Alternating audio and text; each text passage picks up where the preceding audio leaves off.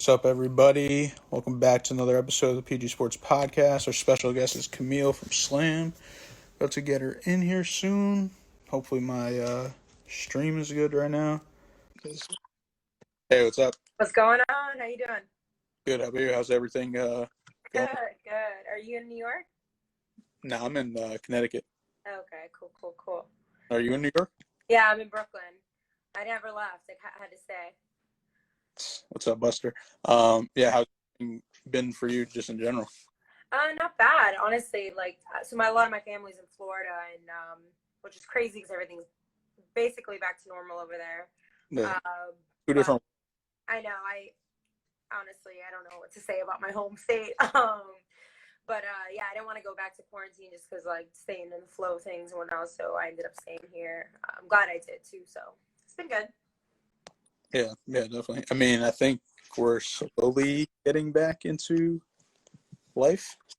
Whatever life's gonna look like after this that's the real question, because no one knows. I mean, office life, transportation, everything. It's just gonna be a whole new world after this for sure.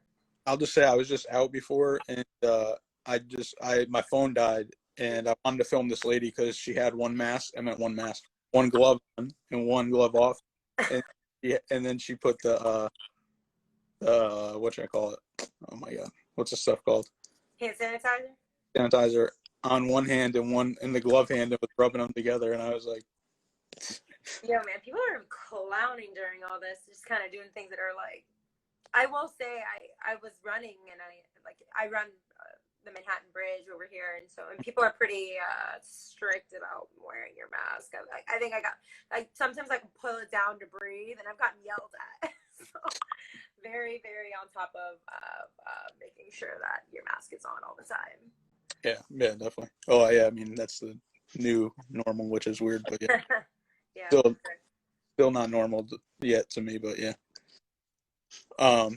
Yeah. So what made you want to work in sports in general? So my dad played professional basketball in Puerto Rico, so I kind of just grew up around the game with him. I was always an athlete myself. I was really little growing up though, so basketball wasn't necessarily in the cards for me. I didn't hit my growth spurts until I was 18. But I was a gymnast my whole life, actually. I kind of just grew up doing that. I always covered sports, and I actually was pre-med for 2.5 years.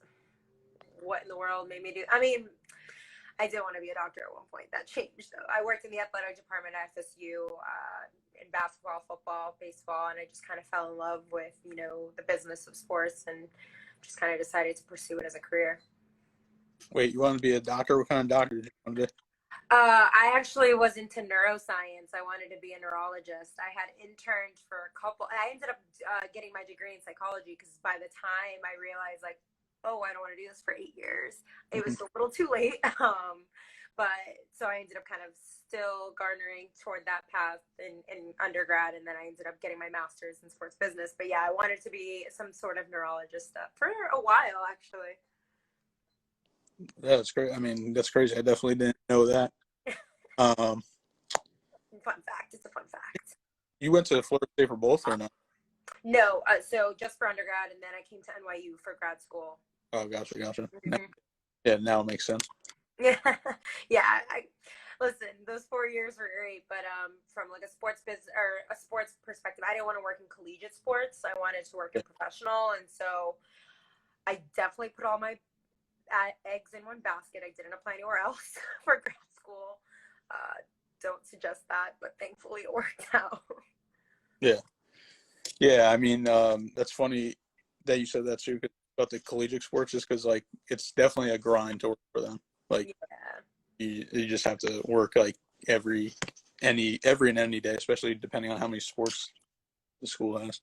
Yeah, and it's small market too. I didn't really want to live in a small city. It was just kind of for me, I wanted to take that next step, and basketball was always the goal. And so I got to intern with the Knicks and Liberty my first year while I was in grad school. And then from there, kind of made my way to Slam, which is the best place to work. Oh, what was it like for you moving from Florida to New York? It was tough. I mean, definitely a change of pace. New Yorkers live a different lifestyle, that's for sure, than anyone else in the world. So just kind of like learning to adjust, work pace, and not even just that, but like how I cover sports beyond what I did in college, because that was just so, I would just say, it's just not the level that they do here. So definitely an adjustment all around, from like a pace of work, the amount of work, and, the standards that you're held to wherever you work. What about, was that like the first time you saw snow? Snow? Yeah. I had seen it like once or twice growing up, but yeah, this was my first experience in a actual cold climate for sure. What was it like? Just, I know you worked for WNBA, right? You said, yeah. Yeah, so I once I graduated from grad school, I did a season at the WNBA as a contract employee, and it was a really, really cool experience because you really got to see the ins and outs of how the organization works, what they do, and honestly how they're planning to grow. I think that's just the most impressive thing that I was able to be a part of. Mm-hmm. They just finished their big rebrand, or not finished, but they're in the process of rolling out their big rebrand. And I got to be there for a lot of that, the planning stages of that. So being in those meetings and learning, the mindsets and the processes that go into all that, which that was just an incredible experience. So who's the logo? So the logo is no one. It was built, I think it was by a myriad of players that kind of just selected and tweaked this and that to make the logo final. But yeah, it's not Diana, which everyone says it's either Diana's the bun, but the bun's too high. Mm-hmm. Or Candace. It kind of looks a little Candace-y too, because the bun's a little higher, bigger. But no, it's not anyone specific. It is just, the build out of what the players thought would look best. You like it better? What? You like it better than the old one? I think it's sleeker. Yeah.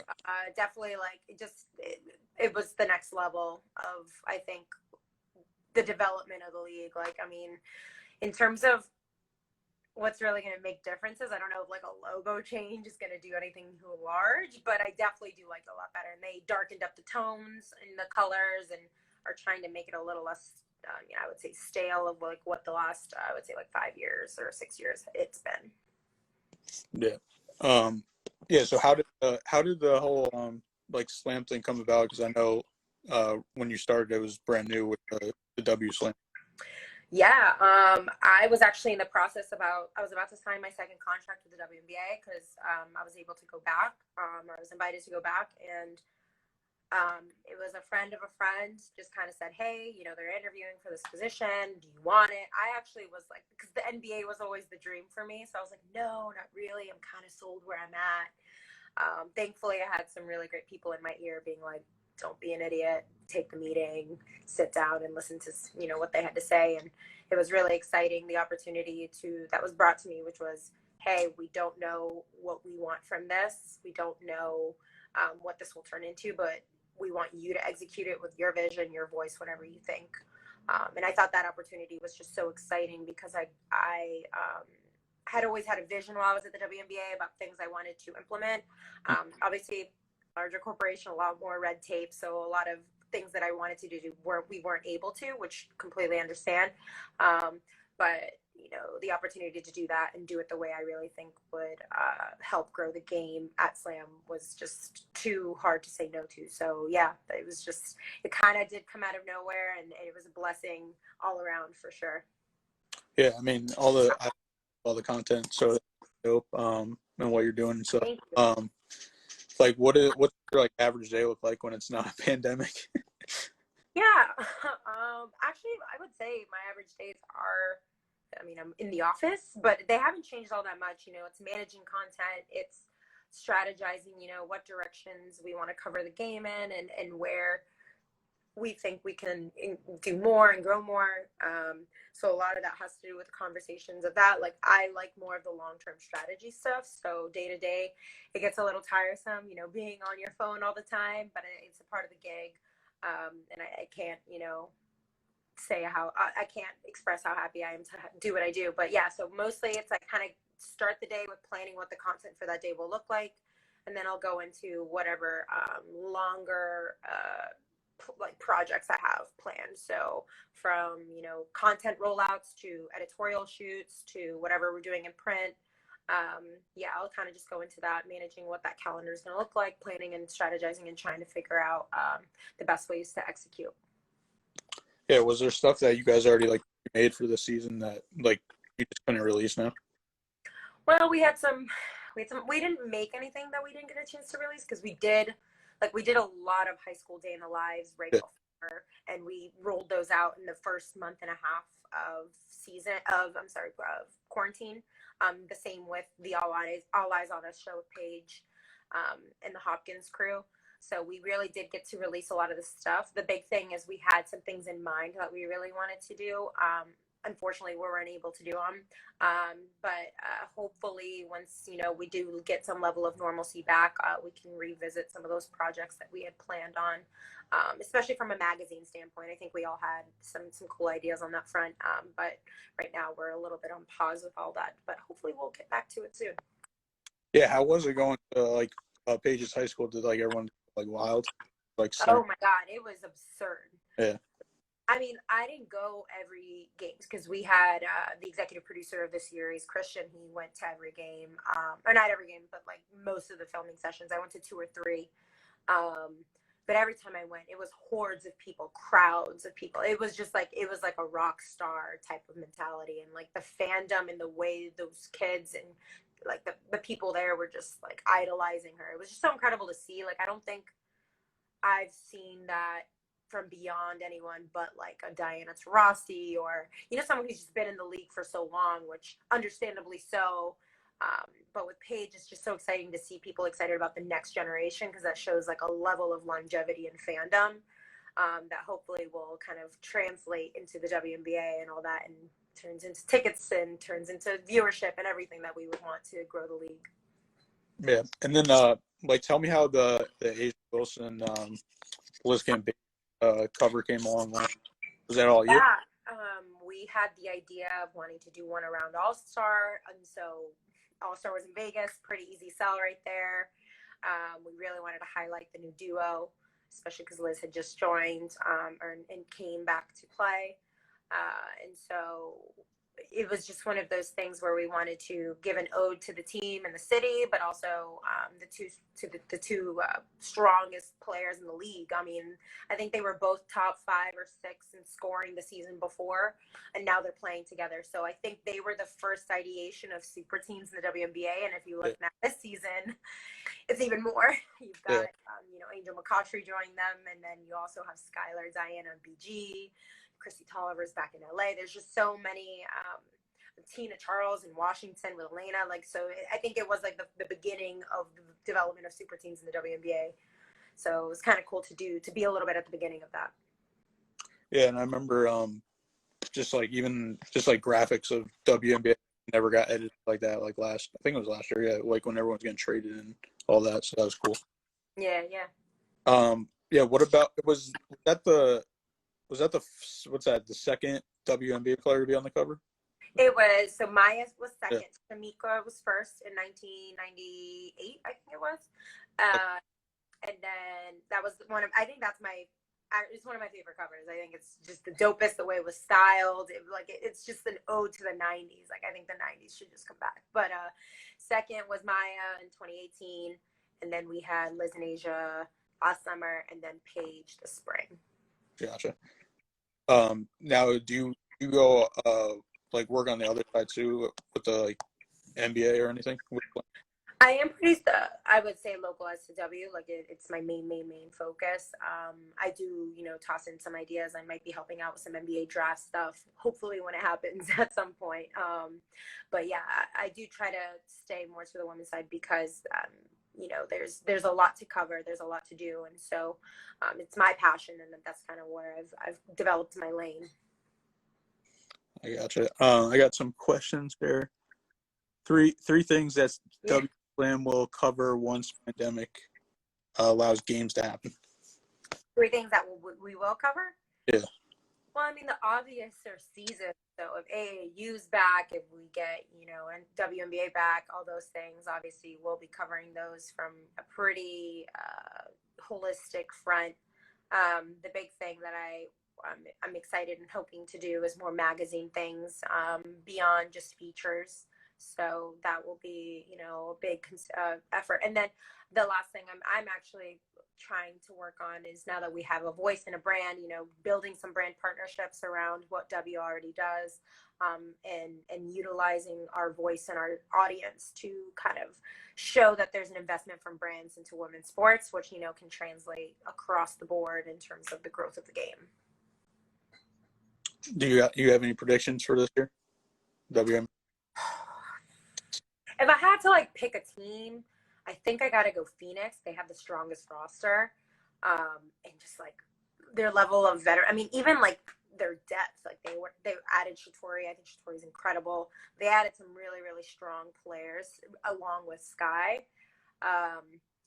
MVP. See, MVP is going to be tricky because there's a lot more super teams. So it's, there's not going to be as much high scoring players. There's going to be for instance, I think Vegas needed to figure out how to pass the ball with each other and play with each other. So I don't know. My one person that I really want to be MVP, and this is not anyone that other people. All right, I know I'm listening every time I show you a team. I'm choosing Phoenix. Phoenix is what I'm sticking with. I promise. But the one MVP I really think is Diamond DeShields. Maybe not this year, but in a year or two. Oh God, I think her game is just unstoppable and incredible, and she's so athletic, and so I could see her doing some really big things. I'm excited for that. Yeah, I think she's gonna be the next popular player, mainstream, national people. She's got swag. I don't know how it hasn't picked up already, but she's got so much swag, so much attitude, and she plays with that chip on her shoulder all the time, and just doesn't really she's just at next level to me. Someone asked, how do you think the Oregon girls will do in year one? Oregon's got a nasty recruiting class. They've got my girl Kylie coming, Angelica. They got some nice talent, coming in to fill. And they still have great, they have Junior Cibali's sister still there. They still have some young, great talent. I do think with where South Carolina is in terms of they were the young team this past year, I do think Oregon may not be right at that level, but give them a year or two and they're going to be doing just fine. Someone asked, since your handle is a spinoff of Cameron's favorite, or what's your favorite Cameron song? I think he's saying. Yeah. Oh man, the funny thing is that for me, this nickname was obviously it comes from him, but this nickname is just one of those things where it's just people called me that in the set. Even though my other nickname was B, by my last name, I don't really know when it really switched over. But I guess if I had to pick one, probably Hey Ma, or I don't know, Believe in Flea. There's a couple good ones out there, but I can't name one as my favorite. My boy Steve said, who's your top 3 favorite WNBA players? Oh God, you can't make me pick, man. That's just rude. If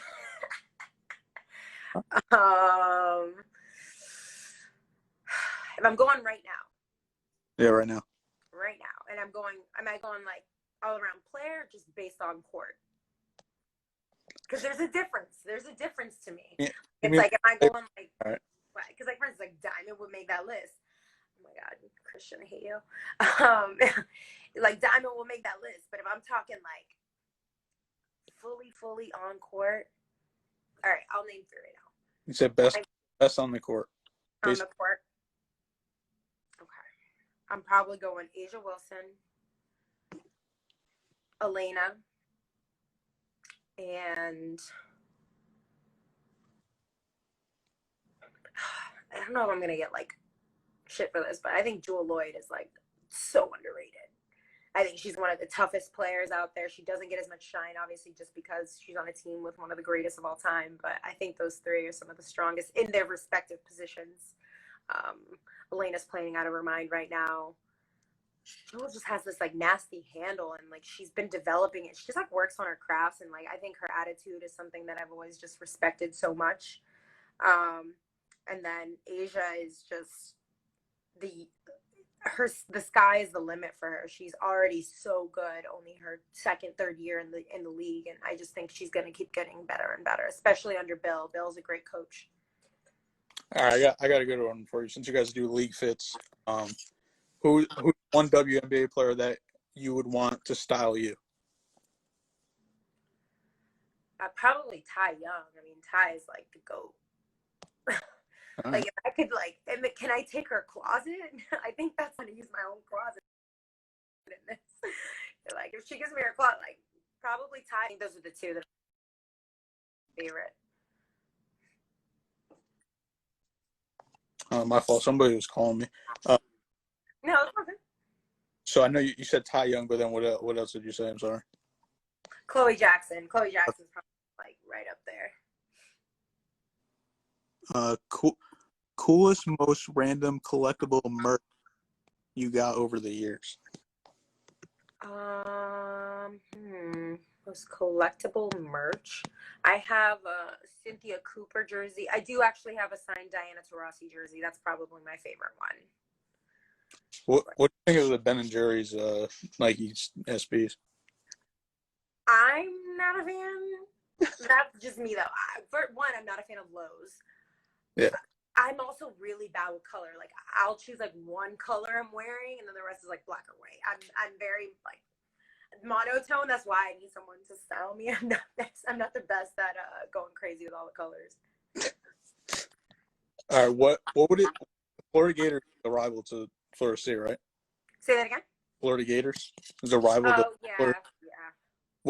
What would it take for you to do to wear like a Florida Gators T-shirt? The bet, I guess. Like, nothing short of that. Like, I definitely forced into it. Have you ever bet like one of those bets, like somebody's like, oh, if your team loses, you have to wear like this shirt? Or Yeah, we always do it, but then we never follow through. Me and my friends are like not necessarily obsessed with that. But what's funny is where I grew up in Orlando, a lot of people were Florida fans. So I kind of did start out a little bit as a Florida fan, just because like I had a lot of like family friends that went there. Did not end up that way, thank God. Gotcha. Renee Montgomery just asked, when is WSlam making new merch and where's her care package? Ooh, actually, we actually have some things cooking up right now. We're gonna be getting some new things coming very, very, very soon. So Renee, stay tuned. DM me and I'll make sure to get you some stuff too. But yeah, it's in the process right now. I think we just got everything approved, so it's coming.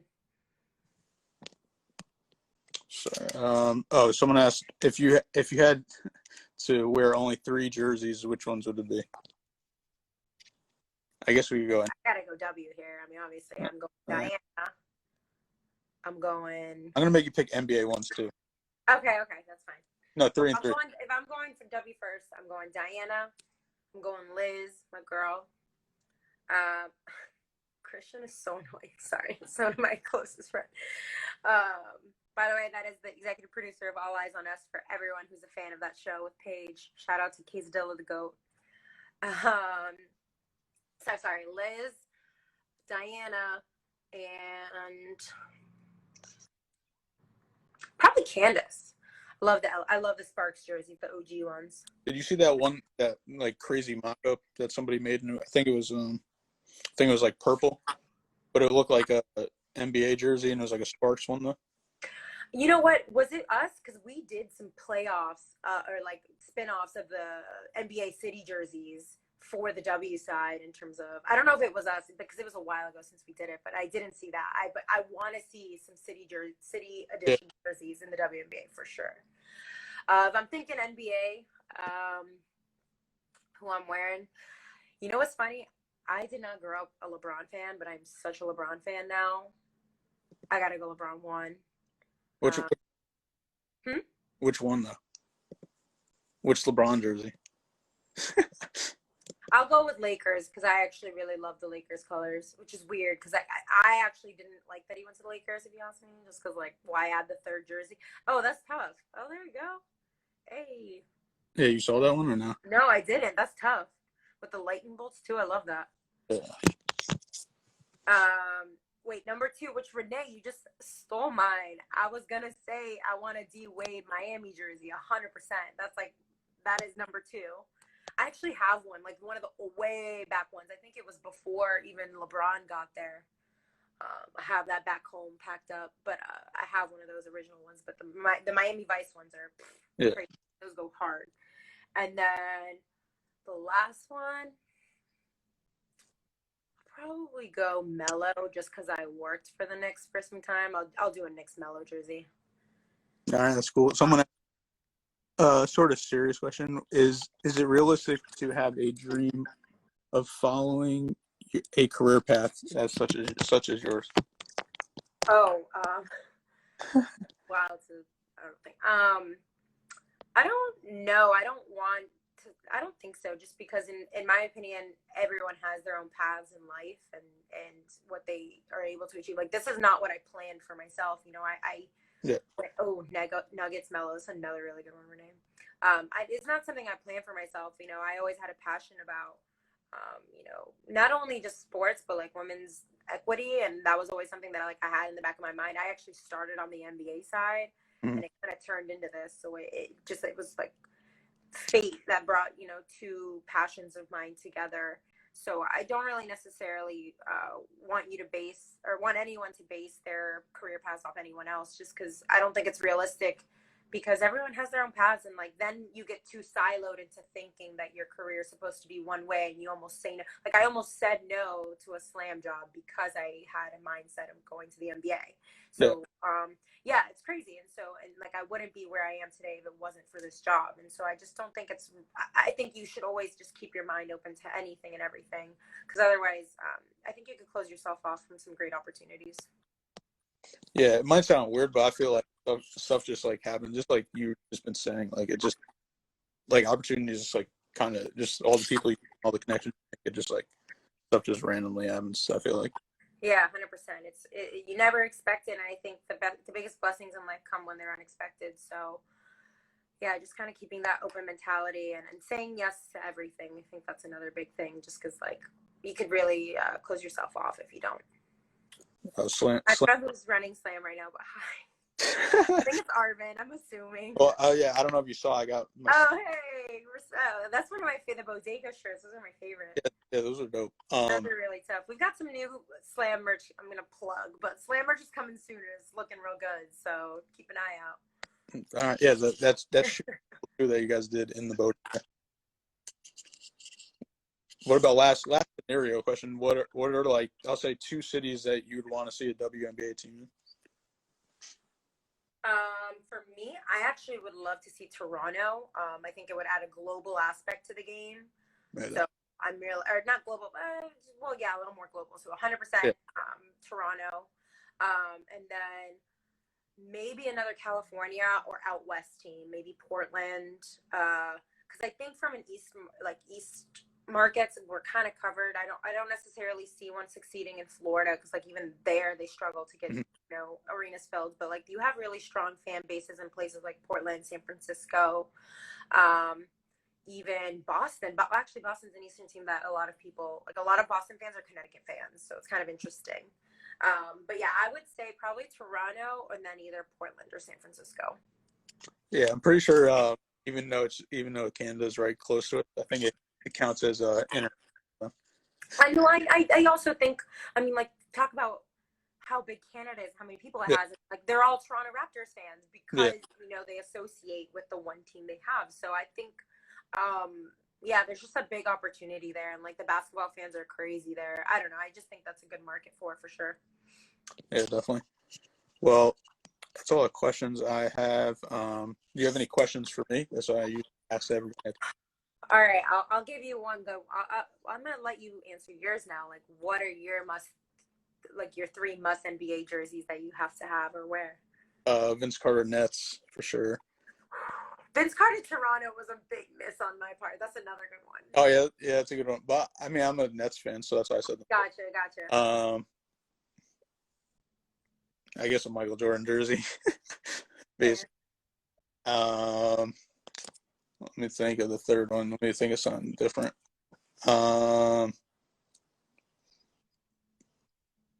I don't know. I have it too, though. Maybe I already have it, but does it have to be I have it or I don't have it? You don't have to have it. It could be like, one of those you were wishing for. What's it called?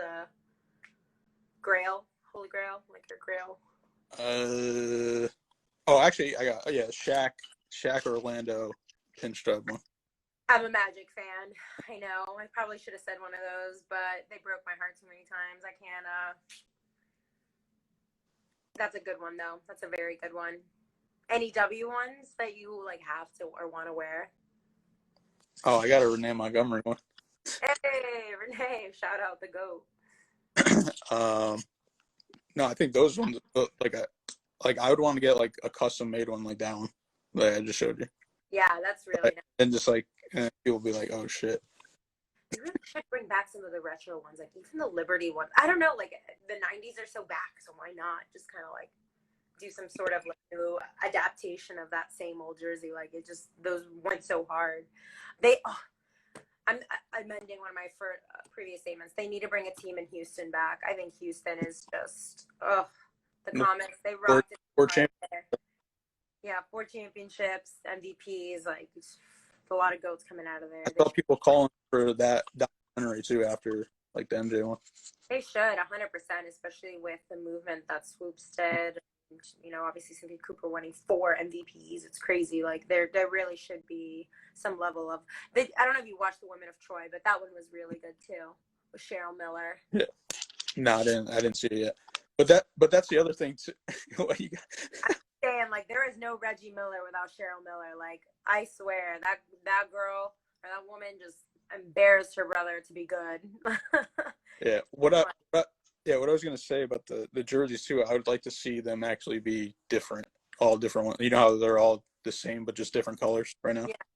Actually, I don't even know what you call it. Team like they have team lettering and stuff like that. Yeah, they have like the logos, but it's pretty basic. Yeah. Well, thanks so much for having me on, man. Yeah. Sure. Yeah, appreciate it. Everything is safe. Everyone out there is safe, and that you're safe. Just enjoy being at home while we can, and hopefully the world gets back to somewhat normal soon. We get some sports back. Yeah, definitely. Again, appreciate it, and have a good one. All right, leader.